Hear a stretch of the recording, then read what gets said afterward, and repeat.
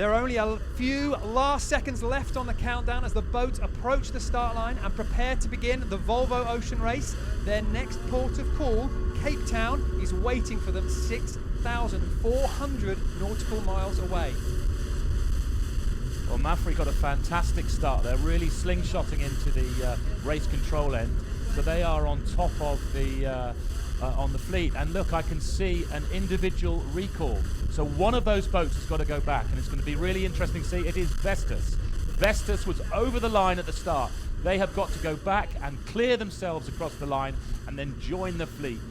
So here we are, the first turning mark of leg one for the offshore race all the way down to Cape Town, South Africa. Team Brunel punched their way off the start line from the pin end and are now leading the fleet.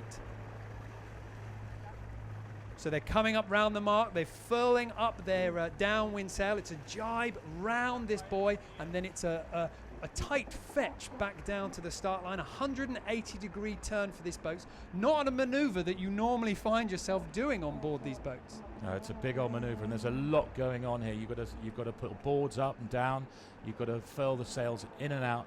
And Abu Dhabi might actually gain here if they can actually slice back inside the line of SCA. So this concludes the first lap of the import section of this ocean leg. Team Brunel leading at Mark II, about to make their way up onto the second lap, and that further away Mark III. They open themselves up, a nice wide turn on that bottom mark. The spinnakers away, they haven't put themselves under pressure.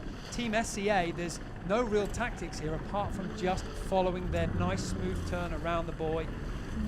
There's going to be a tack to go before they head off to Mark III. Now it'll be interesting to see where Baalbecking decides to tack this boat. He's gone for it straight away. I was almost expecting him to punch out a little bit further, maybe cover the fleet into that third mark. We've seen these kind of aggressive taxes from him.